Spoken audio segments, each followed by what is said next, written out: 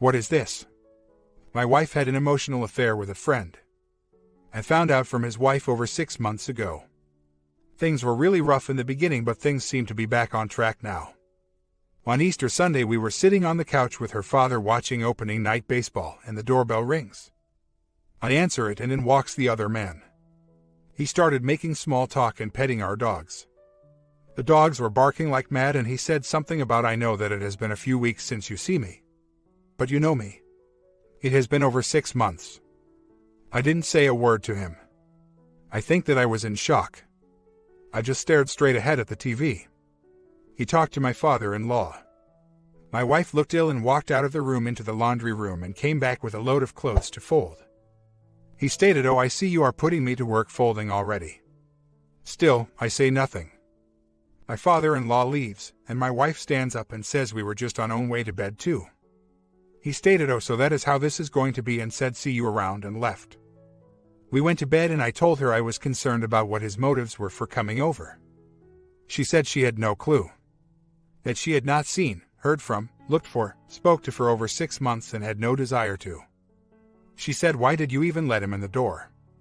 I said I didn't invite him, and I just answered the door and he walked in. I don't know why he came over. What did he want? Is he crazy? Who does that? It went on very briefly, like less than 2 weeks over 6 months ago. I think his wife found out before it could go any further. I found out a little over 6 months ago. He is not bigger than I am. I am a 6th-degree black belt. I don't know why I didn't say anything. I don't know if I didn't want to react in front of father-in-law or what. My wife says she has had no contact with him. Why would anyone go to the house of the other man and act like nothing was up? Nothing had changed. He was not really a friend of mine. He and his wife were close to my wife.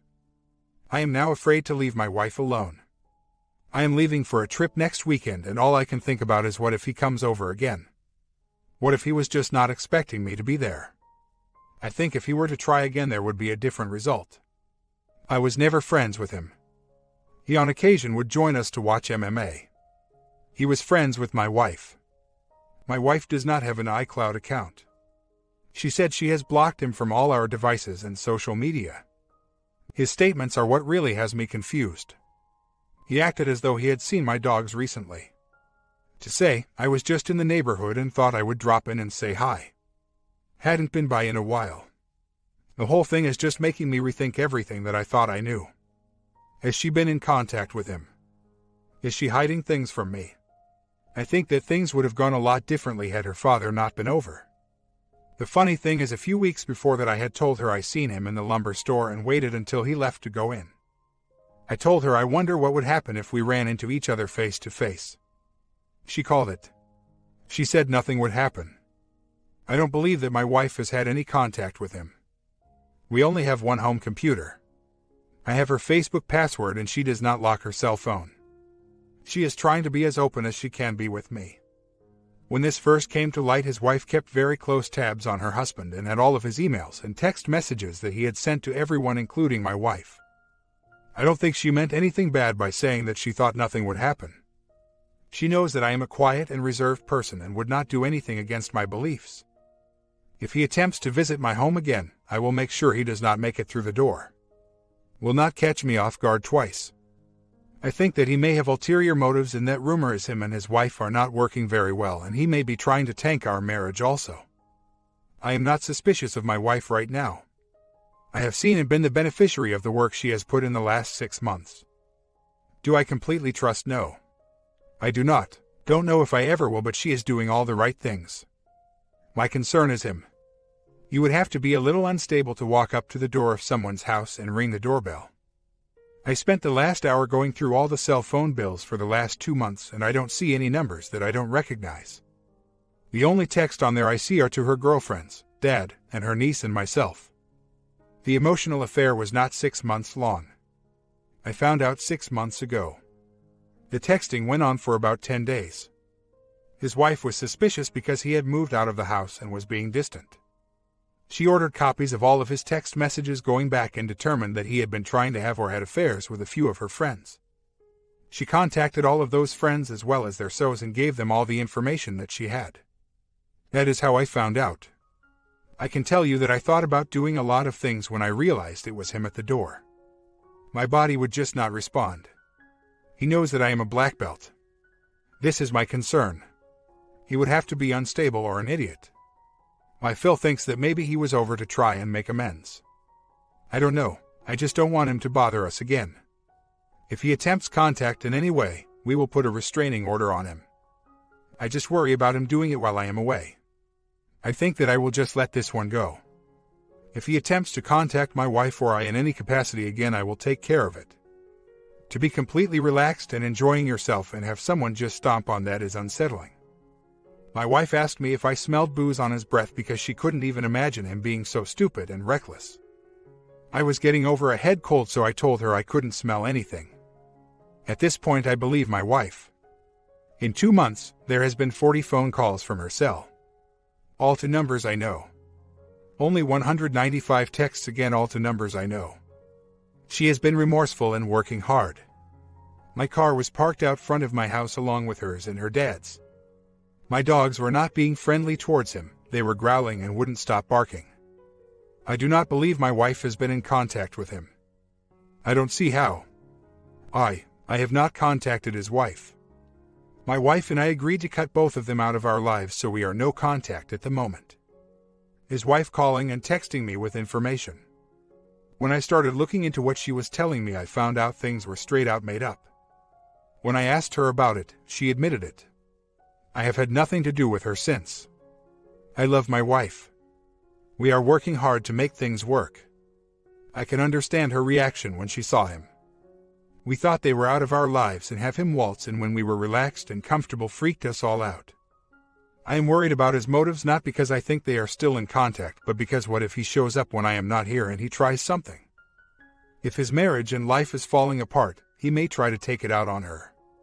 His wife lied to me, not about everything, but a lot. She would send me a text saying they were together when she was sitting right beside me. She forgot we had a teenager in the house that uses my wife's car. When enough things didn't make sense, I asked her. She admits to lying about some things. This affair is not still happening. I completely believe her when she said she cut him out of our lives. She will not even go in the grocery store unless she circles the parking lot to make sure that they are not inside. She has not given me any red flags to be worried about. She has given me full access to everything. How could they be in contact and it not show up in some way? I am going to say that this was him trying to cause problems. The fact that we are in reconciliation and working hard to build a better marriage is the reason that I know that she is no longer in contact with him. I know that she drives around the parking lot to make sure they are not in there because the kids tell me she does. She does not want to run into them at the grocery store or anywhere else because she feels that would be inviting them back into our lives. In the beginning, I did it all. I had a GPS on her car. I snuck peek at her cell phone. I went through her laundry sniffing it. After 4 months of this, I decided I needed to either trust her or end it. That was 2 months ago. There has only been one time in the last 6 months where I didn't know where she was. She was gone for 10 minutes to walk up to the movie theater to get her purse. She had left it in the seat while out to the movies with her friends. When I got upset, she explained what happened and has been extra diligent about making sure I feel comfortable with what she is doing. I am concerned about him and his motives. Not my wife and hers. I understand her feelings when he walked in the door. I felt the exact same way. I am just trying to figure out what would make a man after 6 months of no contact get brazen enough to walk up to my front door, knowing that I am home, and ring the bell. Maybe father-in-law is correct and he was wanting to make amends. Maybe he figured since it was not physical, it was just time to get over it and things would go back to normal. It didn't get that far. I am not afraid to look for the truth. It just seems that everyone is so eager to throw out there that my wife is a liar and is still lying. I am just saying that she has come a long way and has worked so hard on being a better person. And a wife. I am not willing to throw all that work down the drain and start all over from square one. I do look for red flags and I do have questions, and she answers every one of them looking me square in the eye. There is no hesitation. She even offered to take a lie detector. We can't afford it. When I say that she is being an open book, she is. I did decide to send his wife a text and let her know that he stopped over. Found out he is not staying with her at night anymore. They still work together during the day, but he stays at their apartment in another town at night. When everything first happened, I could not look at her, let alone sleeping with her. I could barely speak to her. It was not until I seen all the work she was doing and changes she was making that I wanted to be a part of that. It took me 4 months to be attracted to her again. I did all the investigating for months. Was able to prove that affair was not a physical affair. My wife has had much health issues in the last 18 months involving 2 surgeries on her stomach on top her 3 knee surgeries and more. The emotional affair started while she was recuperating from her last abdominal surgery. The other wife is very angry. Her husband had moved out of their house and into an apartment quite a while before the emotional affair with my wife started. They were still working together. She started investigating why he would want to leave their nice house for a studio apartment and found out that he had been sleeping with many of her friends for years. Easy pickings when you know everything about someone to know how to seduce them. You can say all the right things. When my wife told me she wanted to leave unless I agreed to counseling, she started talking to him about reasons for leaving and such.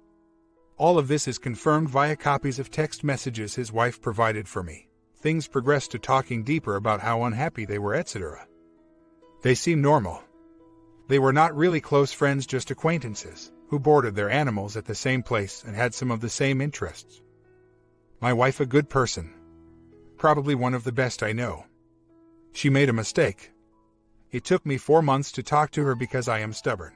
It took me that long to figure out fact from fiction to determine what actually went on between them. Our marriage was falling apart. She was sick and recovering from multiple surgeries and alone. I left her alone all the time because I didn't like to see her in pain and hurting. I am not taking responsibility for what happened, just saying that when she needed me the most, I was not there for her. I will never know what could have happened if just one of the times she told me that we were in trouble and needed help if I had listened to her and done something about it. She has attended IC for the last almost 7 months now. In the beginning it was twice a week. For the last 2 months we attend marriage counseling together every other week and attended a rediscovery weekend. When I see all the changes that she was making, I was really worried that I would lose her because she would realize she could do better. This is what prompted me to make the changes. I am not any better with the money. I have turned over all reins to the finances to her. I get an allowance. She thought they were both going through something similar and they started talking more and getting closer until there was an emotional bond forming. The reason she was speaking to him and not his wife was the fact that his wife had done very similar financial things like I had done. He started the texting according to phone records. He lived in a different town away from our home when he was separated, so there were no visits there. He was only in my home to watch MMA fights with a big group of guys. My wife was not there, and it had been over 9 months since I had hosted a fight. I had him helping her with pasture chores where they both boarded their animals. She had had surgery and couldn't do as much heavy lifting and needed help. Since his animals were there, it made perfect sense to me. Plus, don't like horses. And what might cause some of this? I refused to talk to her about anything but household bills for almost 4 months. While she was jumping through hoops trying to make things up to me. I told everyone we know and the parents of my students that she had had an affair. I let them all hate on her and talk bad about her. I told our neighbor, who started making comments to her, calling her things to her face. She just kept working on herself. Even after I found out that it was not a physical affair. I didn't correct anyone or let anyone know the extent of the affair. I allowed her to empty her retirement to pay my business rent because at the time I felt that she owed me that after what she had done. After 4 months she just seemed to stop trying to make things up to me and was focusing on herself and making herself a stronger person. I see the changes she was making and was afraid that I would lose her. So, one night in the beginning of February I decided I would make a move on her and started sleeping with her again. We started talking and working on things and I told her I wanted things to work. Then I needed her to bring me something to a job site and the neighbor was working with me. He seen her coming, I didn't, and he started calling her a nasty name and I let him. I didn't defend her, I just kind of nodded and let it go. Turned around and she was right behind me. She was beyond hurt, and after that I decided that I had to go all in on our marriage. I have been attending marriage counseling. We talk every day about what is going right and what is going wrong with our marriage. I have let the neighbor know that any further disrespect of my wife will leave him out of a friend and a job. After some of the things that I did to her emotionally, I know that I probably do not deserve her, and that she will figure that out and start looking at leaving me again. I was really neglectful and irresponsible before her. She had 3 surgeries in less than 6 months, and I never missed teaching one class to be with her. I pushed her off on other people to assist her. I even had the other man drive her car home from the hospital after her 2nd surgery because I had to work. She had to drive herself to the hospital. I am trying to change. I am getting help. I am shutting down the business that nearly lost us our house at the end of May. I am shutting down the smallest one the beginning of May. I am keeping the largest school open because it pays for itself. I am trying to be more open, but that is hard with my disorder. I don't explain things well. I didn't leave things out to make me look better. I left them out because I was trying to move on from those things, and I was not concerned with my wife being honest, just the motives of the other man. When his wife first notified me of the affair, she told me that it was a physical affair. She told me that she had audio and video of the affair. She had copies of text messages. I believed every word she told me. Even when my wife told me it was not a physical affair, I refused to believe her. When I found out the other wife was lying about having video and audio, trying to get my wife to confess to something more than talking, it was not until my anger and embarrassment, his wife told everyone in our town that my wife was sleeping with more than just her husband, started to get under control, did I start to see things how they were. I don't process things like everyone else. I have a hard time opening up. I have Asperger's. I am trying to make things up to my wife. I know that I have a long way to go. With my ex-wife, I drained our joint savings to buy martial arts equipment. In my defense, I was the only one working and contributing to the joint savings. My current wife put her retirement money into my business account. I didn't ask her to do this. When she did this, I had initially thought it was an admission of guilt and she was trying to bribe me into not being mad. I can't say that I was really thinking rationally at the time. I thought she had been sleeping around. That day I screamed at her and told her she might as well go over there. I am not proud of how I have acted. I am ashamed of myself. Again, though this post was not at all about my wife and me, I have repeatedly said that I did wrong and that we have been working on it. This post was seeking advice on why the other man would come to my house. What were his motives? I didn't ask anyone to judge my wife or accuse her of anything. I am concerned about him. I am concerned that something may happen to my wife. If you have read the post, you understand why my wife had to get a restraining order. I know that my wife has been working hard. I have acknowledged that and started working on myself as well. It just took me a little longer. I am sorry that this story turned into a discussion on how bad of a husband I am, because I already know this and am dragging up things now that my wife and I had already gone through and worked on in counseling and are trying to put behind us. I am now taking medication to help me deal with my Asperger's and become a better communicator and deal better in hard situations. Since that incident with the neighbor, I have set everyone straight. I started going to counseling. I am working hard to make things up to her. I want to be clear. I knew they were talking and were friends. I had no idea he and his wife were not living together at the time, or I would not have been okay with it. I had no idea that they were speaking about intimate things and talking about leaving the marriage. I would not have been okay with that. I did not ask her to stop talking to him. Had his wife not found the texts and had suspicions, it would probably still be happening and maybe progressed further. His wife come to my house and asked me to meet her in a public place. She then told me that her husband and my wife were having an affair. She then told me that she had audio and video of the affair and showed me the text messages. She said it had been going on for months, and that my wife had been sleeping with other men in town also. She stated to me that her husband had also been sleeping around with other friends of hers. She said she had proof. Everything she told me rang true. I believed her. My wife was gone every Sunday. That was his day off. When I asked my wife, she just said she was sorry and walked out of the house. She never denied it at first. I had his wife texting me and calling me every day telling me something new she found out. On the forum I was being told that it was more. That my wife was lying. That I had to do a 180 and detach from her. I read advice to out her, so I did. When this started, I was devastated. I didn't know what to do. I felt like a robot that was just like going through the motions. It was not until almost Christmas did his wife come clean to me and tell me that she was making things up to see if my wife would come clean. She said all she had were the text messages. I am truly sorry for everything and I am trying to make it up to her. Do I think my wife will leave me? Do I live in fear of losing her every day? My wife is fun. She likes to go out drinking and dancing. I don't drink at all and hate going to the bar, so I will not go with her. Most of her friends are male and they are very close. So, I have a tendency to get very jealous, irrationally, of them. I know that she would be able to find someone who didn't have the challenges that I have. Someone that would take her out dancing and doing things that she enjoys. Someone that didn't let her down all the time. We have talked after I got back from my trip and things are good. I am going away again this weekend and invited her to go. She told me that she couldn't go, she had things she had to take care of. Maybe next time. I think she was just happy that I invited her. I am learning, slowing. I think that my wife is very attractive. She has a nice body and very pretty face.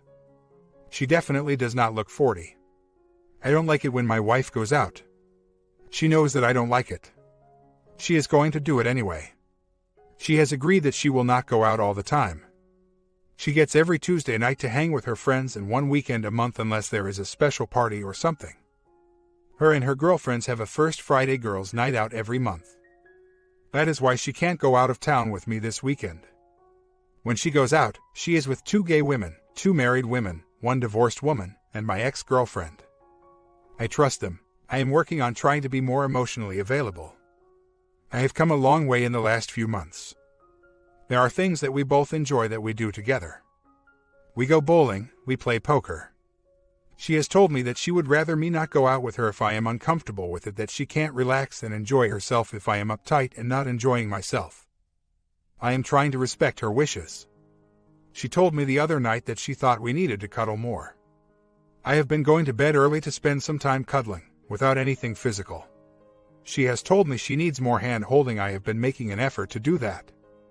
I am listening to her and trying to make those adjustments.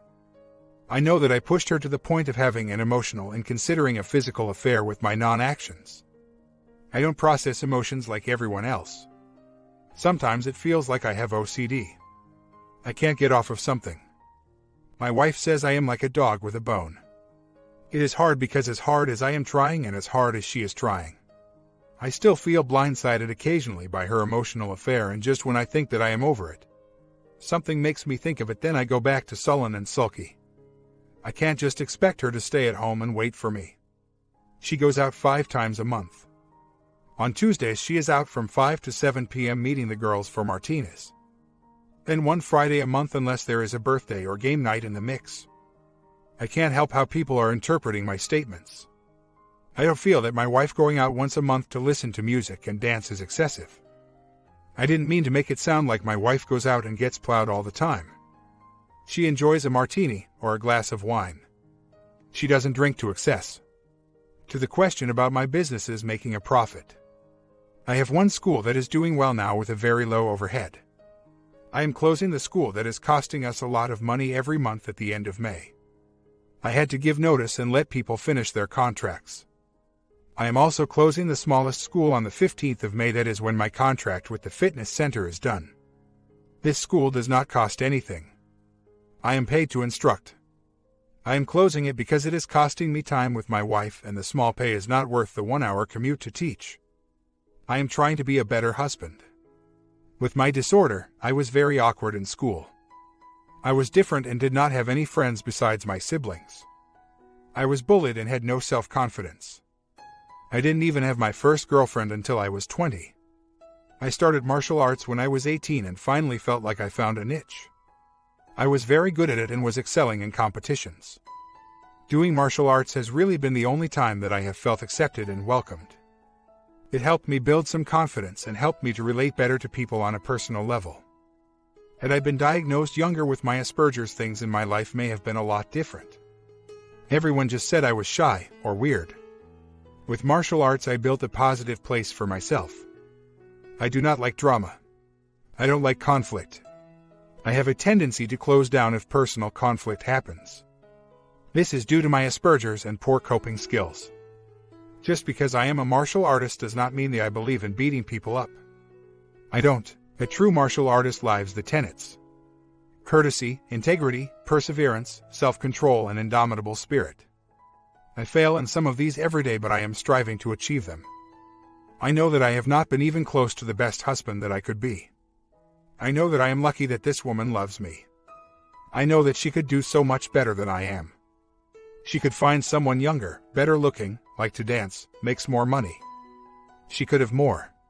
I am insecure in this way. I let my own thoughts beat me down where my wife is concerned. When I was driving home from class last night, I noticed the other man's vehicle parked about 2 blocks down from my house. He has very distinctive decals, so I could not be mistaken. Right away my mind starts racing again. I just want to be able to drive down my street without having a minor meltdown. I drove around the block and up the alleys to see if I could see anything. I didn't. After about 10 minutes his vehicle was gone. I contacted with his wife. She told me that they are back together, at least for now. She said he was in town getting an apartment ready for the summer. Seriously, you can see my house from there. Why, just why? I didn't want to say anything to my wife because she is frustrated with me anyway, because on Tuesday night, she told me she was taking off work early on Wednesday to meet the farrier. They were having trouble trimming the almost blind horse. I made a really sarcastic comment because the other man and her was a farrier. I said, "Oh, tell other man I said hi." Then I said, "I am just kidding, you better have found a new trimmer." She just shook her head and walked out of the room and was really quiet for the rest of the night. I knew I hurt her feelings. I tried to apologize. Wednesday afternoon her horse spooked badly and ran right over top of her. She said the farrier was inexperienced with special needs horses and it was a freak accident and could have happened to anyone. A broken collarbone and a concussion later. She could have been gone, or even more seriously hurt, so I told her she needed to sell that horse. What good is a blind in one eye and nearly blind in the other horse? Especially one that size. Well, needless to say, World War III ensued. So now I have a ticked-off wife and have to worry about why the other man is down the block. She accepted responsibility for what she has done. Over and over again. Her feelings do not deserve to be hurt over and over again because I am too stubborn to let things go. I am trying to be a better man and husband, and I have to start but not lashing out whenever I feel a little bit of jealousy or anger. I am pushing her right out the door with it.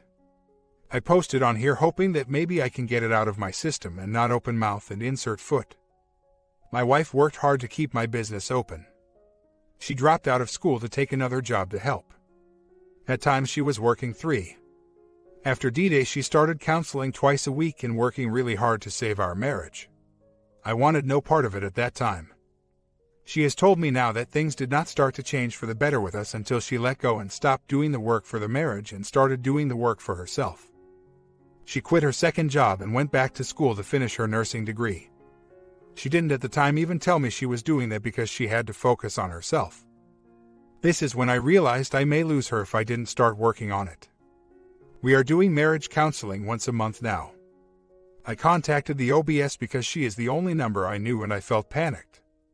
I didn't want to share my insecurity with my wife, fearing she would take that as another jab. He is not going to be in town every night. Just on his night off. I am working on changing things. I know that I am going to say stupid things because I don't think about what comes out of my mouth all the time. I just blurt things out. I have been this way for 53 years. I am not going to change overnight, even as much as I want to. I don't want to start over. I love my wife and I know that I can do this. Our niece graduated over the weekend and all the planning that goes into that. Not enough hours in the day. Still trying to find a way out of the lease for my failing business. I still have 6 months left on it. My wife is right, who signs a 2.5-year lease on a business that has lost money for 5 years straight. It is still a point of friction with us. I am wearing my wedding ring except to work. My comment: what do you guys think? Maybe the wife never had a physical affair after all. Would you forgive your wife after an emotional affair? Comment down, what would you do? Alright, everyone's presentations are done. Nick, the manager, said as he tried to move the discussion forward. Excuse me, I haven't. I recently found out something. Nick interrupted me and began to speak. There's apparently someone in this department who didn't graduate high school and is just a part-timer. Meetings should be for employees only. Absolutely right. His lackey, Mike, of course, agreed with Nick. I'm leaving. After leaving the meeting room, I started to shut down my computer. I noticed that an email had arrived, not in my personal inbox, but in the company's shared email. Thinking, there's no point in speaking up, no one will listen, I went home quietly. The next day, I heard a commotion from Nick's desk. He was staring at his computer screen, his face pale. Nick! Is something wrong? Mike looked at the screen with him. And he turned even paler than Nick. Why is he so angry? Knowing the reason for Mike's distress, I thought to myself, serves them right. My name is Adam. My mother passed away when I was in the 9th grade, and I was raised by my father. Well, you could hardly call it being raised. After my mother passed, my father changed. He drowned his sorrows in alcohol, and though he still went to work, he squandered our living expenses on horse racing. Because of that, I had to start working part-time as soon as I entered high school. Every month, I went to the convenience store with bills in hand that couldn't be auto-deducted from my father's account. Even though I endured it because I didn't want to be alone, I reached my limit in my second year of high school and dropped out. I found a live-in job at a distant inn. Thank you for everything. The day I left home, my father, still staring at the TV, spoke. Take care. That was our last conversation. Back then, 18 wasn't the age of majority, so I needed my father's permission to work, and I couldn't hide my place of employment.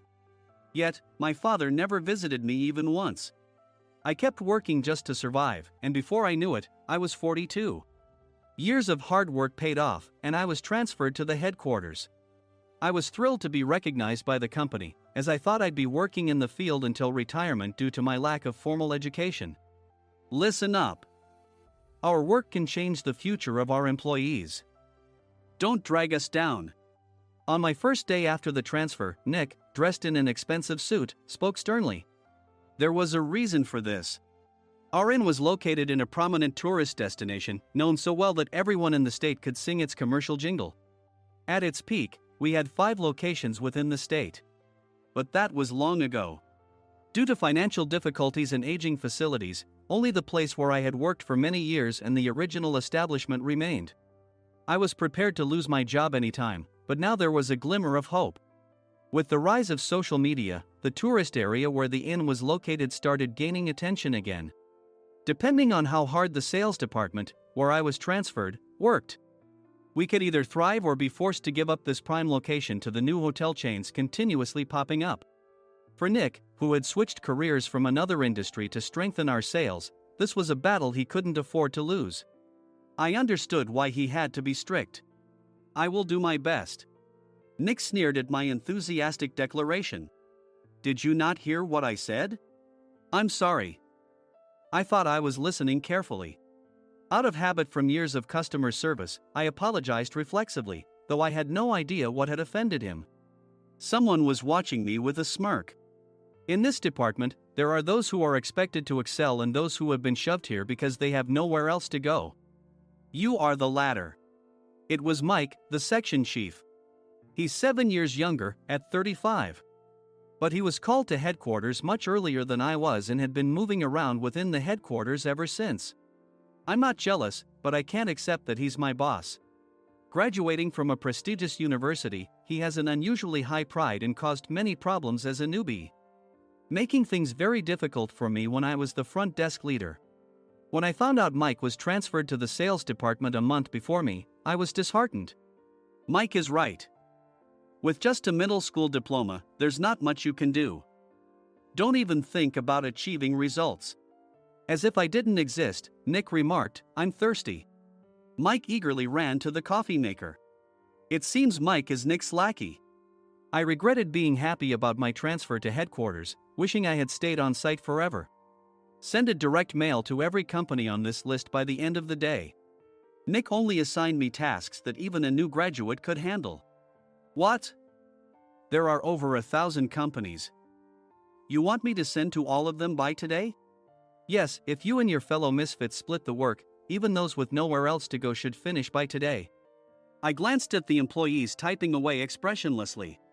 They were worn out from customer service, only thinking about leaving on time, or were women reassigned after having children, with zero motivation for work.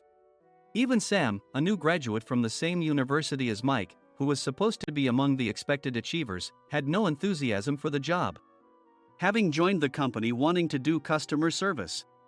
"I don't care what they say, I plan to quit anytime," he said. Only Nick and Mike were highly motivated, making all the decisions between the two of them. I originally only wanted to work at the inn to survive and had no particular attachment to this job. I swallowed my words, thinking I had no right to reprimand them. About a month after the transfer, Nick told us with a frustrated look, "To commemorate the 50th anniversary, we've decided to create a plan exclusive for one group per day." Originally, Mike and I were supposed to come up with it, but our president, Mr. Thompson, insists on hearing everyone's opinions. "So, you all get a chance." As Nick explained, Mike began handing out prints. "Make sure not to embarrass Nick. If your ideas are half-baked, you'll have to redo them." It seemed that they had printed his handwritten notes by Mr. Thompson, which included several questions and a section for free responses. It made sense why Nick had to seek our input, given that all responses had to be submitted to Mr. Thompson. We were given a week to think about it, and a meeting was scheduled to compile our ideas. My plan is to let guests enjoy both the old and modern America. Nick began the presentations. Guests would watch a master confectioner at a nearby traditional sweet shop make sweets in front of them. The welcome drink would be premium tea in a bottle. Nick's plan was certainly attractive. After his presentation, Nick called on us to present in the order we were seated. Just as I stood up for my turn. "All right, everyone's presentations are done." "Excuse me, I haven't. I recently found out something." Nick interrupted me. "There's someone in this department who didn't graduate high school and is just a part-timer." He was likely talking about me. I joined the company as a part-timer and was made a full-time employee when I turned 20. That was 20 years ago, so Nick and Mike probably had no chance to know until recently. Meetings should be for employees only. Absolutely right. After that, Nick kept creating opportunities to solicit everyone's opinions, purposefully excluding me from speaking. The meeting unexpectedly heated up and went past the scheduled end time. A few people asked to leave, and the discussion continued with the remaining few. "Still here?" Normally, you'd leave in that situation.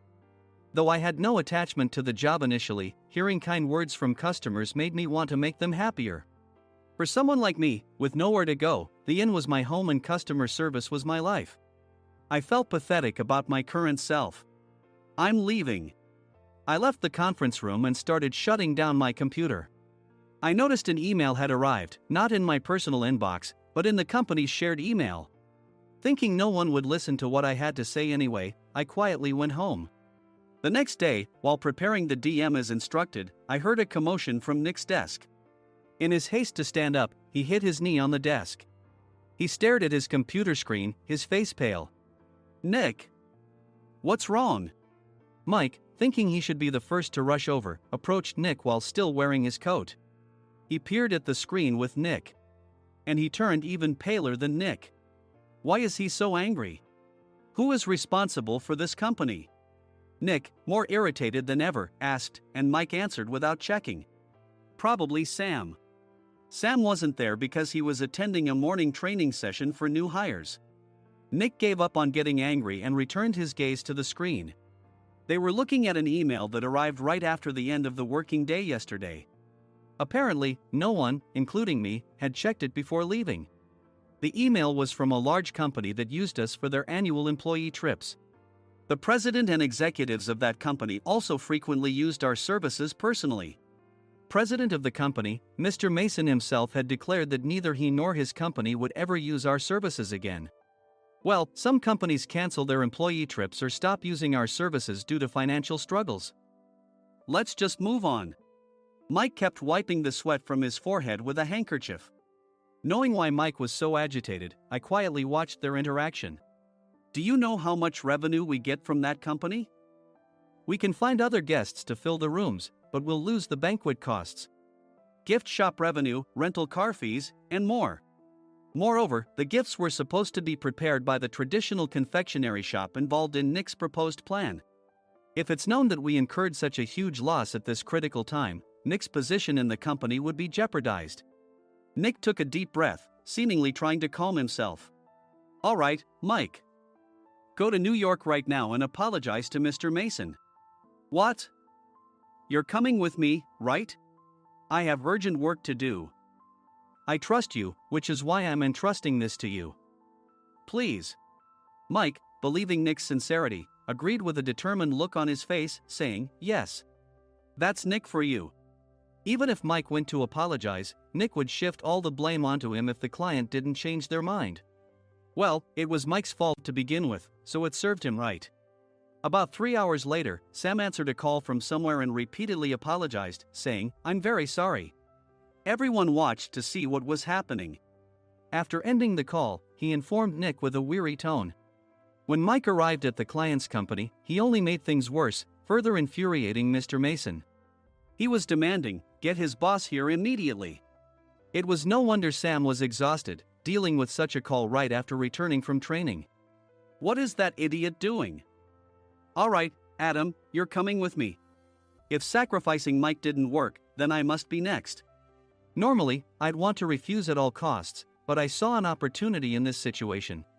If I can be of assistance, I'd be happy to join you. I immediately followed Nick, and we flew to New York. When we introduced ourselves at the reception, it became clear how serious the situation was. As the receptionist personally escorted us to the president's office. Angry voices leaked through the door, making both Nick and me uneasy. Excuse me. I'm Nick, the supervisor. I understand my subordinate has caused you trouble, and I deeply apologize. Nick, with his experience in the corporate world, knew enough to offer an apology before excuses. However, his customer service skills left much to be desired. I sighed as I saw Mike trembling like a small dog in the corner of the room. What kind of training are you giving your subordinates? Mr. Mason glared at Nick with a red face. The intensity of his gaze made even Nick take a step back. Regrettably, I joined this company only 2 years ago and was unaware of Mike's issues. I should have identified his shortcomings sooner. Indeed. I should have realized sooner. No sensible person would come to apologize and then give a lengthy presentation on the drawbacks of not using their in. Nick froze, his mouth slightly open. Suspecting the worst, I picked up the documents that had fallen to the floor. It seemed Mike hastily prepared these documents on the plane, listing the disadvantages. Disadvantage 1, if you change the venue for the company trip, employees might suspect it's for cost-cutting reasons, leading to a negative impression. Reading it aloud half-jokingly, Nick snatched the papers from my hand and checked the contents with a furious expression. Among the stack of documents was a receipt from a nearby convenience store's copy machine. I felt a pang of dread, hoping he hadn't shown the receipt as well. What do you think he said when I asked what kind of nerve he had to do this? I'm very sorry. Faced with the dire situation, Nick must have thought there was nothing left to do but apologize. In a voice smaller than I'd ever heard from him, he uttered words of apology. He said, I'm a Harvard graduate. I don't believe I said anything wrong. Mike! What have you done? Forgetting his plan to pin the blame on Mike, Nick yelled loudly, even in front of Mr. Mason. I didn't do anything wrong. You're still saying that? Look at him. Mike pointed at me with a shaking hand. I was assigned to headquarters in my 20s and now I'm a section chief. This guy only made it to headquarters at 42. Everything I've done proves I was right. So why are we losing the contract? Having said his piece, Mike collapsed to the floor. Of course. You were sent there because you had nowhere else to go. Mike never expected to hear such words from someone he looked down upon. He lunged at me, and Nick hurriedly stepped in to stop him. Mr. Thompson told me Mike is a quick thinker, and to take good care of him. There's no way he was pushed aside. Don't make things worse here. He didn't say quick thinker, he said only quick-witted, didn't he? I don't remember that part. I recalled the many troubles Mike caused when he was a newbie. When Mike was on the front line, his pride was so high that he never apologized to customers. Customer service, especially in our job, doesn't work alone. It brings both good and bad situations. If the front staff or housekeepers made mistakes, or the cleaning company didn't properly clean a room, one had to apologize to the customers regardless of personal fault. Mike, in such situations, would never apologize, insisting he wasn't at fault. This often angered customers, and as the front desk leader, I frequently had to apologize on his behalf. He caused complaints and disrupted operations, which is why he was quickly moved to headquarters. In departments where he didn't interact directly with customers, his quick thinking was beneficial and things went well. But it seemed his flaws were starting to show. Corporate reservations are supposed to be entered into the system by the sales representative. But a quick check yesterday revealed that more than 10 items were missing from the client's reservation. The handover document clearly stated what needed to be prepared. Why didn't you enter it into the system? Why do we have to give them special treatment? Filling rooms near the banquet hall, setting up all the food in advance. Specifying the brand of wine, they're too demanding. No wonder he always angered customers, I thought, feeling a headache coming on. Grouping them in rooms near the banquet hall is for our benefit too. It makes it easier for the staff to set up beds and serve breakfast since everyone's schedule is synchronized. As for the other requests, Mr. Mason suggested them to lighten our load. I didn't know that. Nick finally seemed to realize that Mike was the one who had angered the client. What did you say to them? I just told them we wouldn't give them special treatment anymore. We shouldn't waste effort on things that don't bring in money. I was utterly exasperated at his lack of understanding of customer service. Of course, we shouldn't comply with unreasonable demands. But carrying over successful practices from past stays makes customers feel remembered and enhances their experience. Good memories encourage repeat visits. That's part of our job. I looked down at Mike, who was sitting on the floor. In our job, nothing is a waste. Mr. Thompson likely moved you to the sales department, hoping you'd finally understand this. How do you think he feels now that you've failed to meet his expectations? Mike, tears in his eyes, fled the president's office. I was amazed he still hadn't apologized. You have it tough, Adam. It's okay, we're all employees of the same company. I deeply apologize for this disrespectful incident. Especially after all the care you've shown us. If it weren't for you, Adam, I really would have stopped staying here. When I heard you were moving to the sales department, I was willing to reconsider if you handled it. Seeing us talk so amicably, Nick's face contorted. Do you two know each other? Adam's service is excellent. I always requested him specifically. Normally, we don't accept specific staff requests, but we made an exception for Mr. Mason, adjusting my shifts accordingly. He had personally stayed at our hotel just before my transfer, and during casual conversation, I mentioned, I'm moving to the sales department soon. If I hadn't told him then, things could have been much worse. Please continue to take care of us. I look forward to it. On the return flight, Nick awkwardly offered me a can of beer. It's still working hours. Of course, I had no intention of forgiving him for a single beer. Nick might try to pin everything on Mike and avoid any consequences. While pondering this, a startling fact came to light. Nick, the tea bottles for the plan have arrived. I handed Nick a bottle labeled with our inn's name. They look good. What are you talking about? These are plastic bottles. I had assumed we would use the trendy, high-end bottling tea. But what arrived were ordinary plastic bottles of tea with customized labels. The only unique aspect was the label, which had the inn's name, making it look customized. Upon further investigation, I discovered that a substantial amount of money was set to be paid to the tea company. It was priced like bottling tea. Does this plastic bottle really cost $100 each?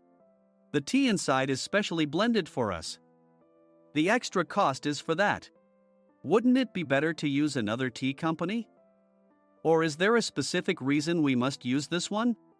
As Nick continued to make excuses, I showed him a printed email. I informed the tea company's president, Mr. Mitchell, that we discovered irregular payments and he confessed.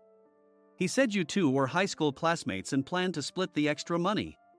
That idiot. Why did he confess? That's not important. You should worry about yourself, this could turn into a police matter. Opening the bottle cap, I suggested. How about calming down with this tea? It supposedly has a relaxing effect. Nick drank the tea frantically. In the following days, decisions were made about their fates. Mike was reassigned to the General Affairs Department, with no chance of transfer or promotion, as per Mr. Thompson's orders.